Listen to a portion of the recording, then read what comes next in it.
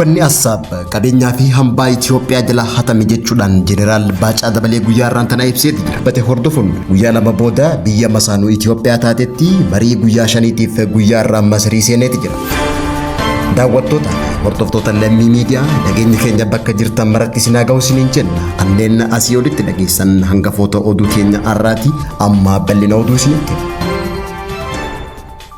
Dhimma daangaa laalchisee gaafilee miseensota mana marii bakka mootummaa irraa dhiyaateef Dr. Abiy Ahmed ibsa kan keessatti magaalaan Dirree Dhawaa bara mootummaa wayyaanee dura qaama Oromiyaa turuu fi ammaas akka heera mootummaa federaalatti qaama Oromiyaa ta'uu dubbate hordofuudhaan aktivistoonni Somaalee hedduun buufachuudhaan gara miidiyaalee garaagaraan ibsa gabaabaa qabxii sadi qabu baasuudhaan Dr. Abiy Ahmed hatattamaan uummata Somaalee dhiifama akka gaafatu akeekkachiisan.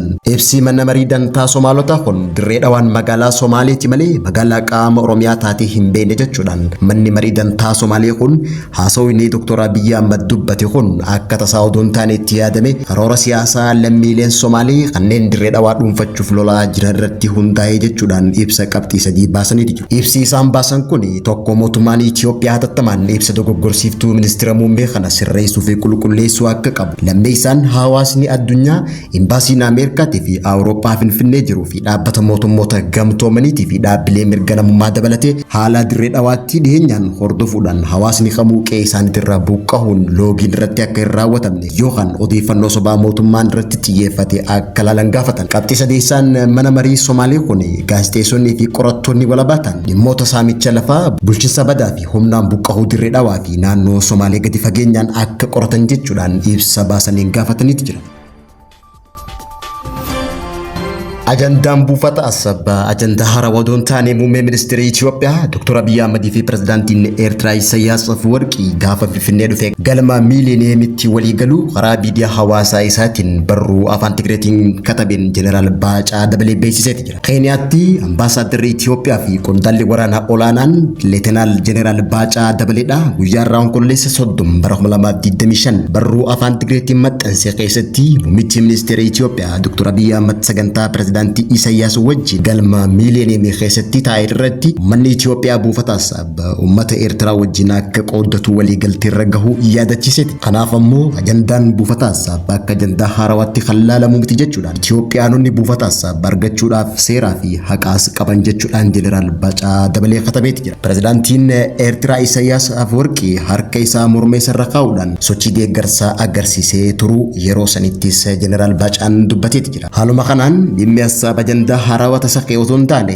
dhimma kanaan dura hooggantoonni lamaan jidduutti walii galame ta'uus Leetinaal Jeneraal Baacaa Dabalee hubachiiseeti. Kana malees Assaab qabeenyaa fi hambaa Itoophiyaan jalaa hatame jechuudhaan barruu isaa afaan Tigreetiin katabeen xumureeti jira. Bara 2018 Itoophiyaa fi Eertiraa jidduutti waliigalteen nagaa seena qabeessa yeroo mallattaa'e biyyoonni lamaan walitti dhufeenya uummataa fi diinagdee guddaa uumuu eegalame ture. Hooggantoonni lamaan yeroo sanatti waltajjiiwwan adda addaa irratti waliin kan mul'atan yoo ta'u qophii galma miiliineemii qaama san keessaa tokko ta'uun ibsameeti jira. Yeroo sanitti waltajjiiwwan uummataa irratti hooggantoonni lamaan waa'ee nagaa, jaalalaa fi tumsa diinagdee bal'inaan dubbataniiti jiru. Haa ta'uutii malee haasawni muummicha ministeeraas ta'ee pirezidaantii Isaayyaas ibsa Jeneraal Baacaatiin anaa fi ati Assaab qooddanna jechuudhaan kaase kan raggaasisuu isaanii dhimmi kun mariin cufamee yookaan alkallattiin dubbatamee ta'uu mala deetirraa eegalee hooggantoota lamaan jidduutti waliigalteen dho'isaa ta'uu agarsiisuu fi kan yaadame ta'uu mala jechuudhaan ibsame. Ibsi kun ifatti mirkanaa'uu baatus wallabdee naannicha keessatti uumamee fi walxaxinsa hariiroo biyyoota lamaanii kan agarsiisu ta'uun mul'ateeti jira.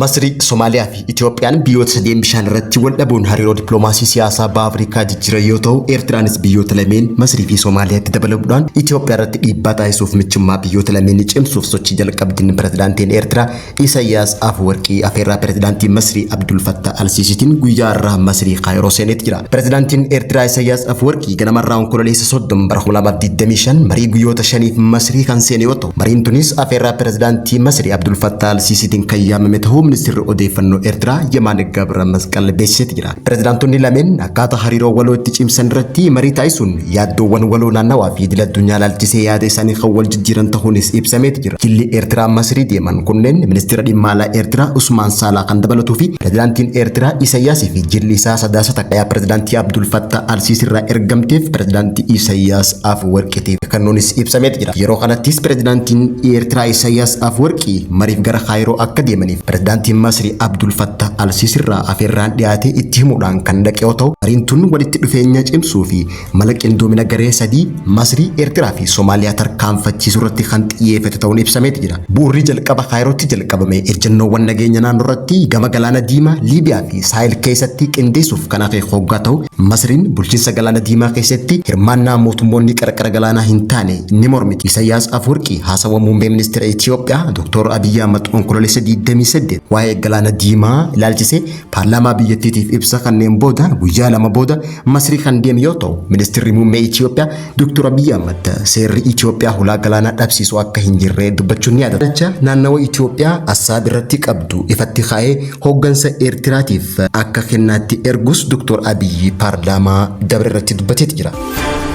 Daawwattoota fi hordoftoota Lammii Miidiyaa irraa oduun galgala kanaaf qabnu kanan gammaatti hordofaa turtanii turtii gaarii.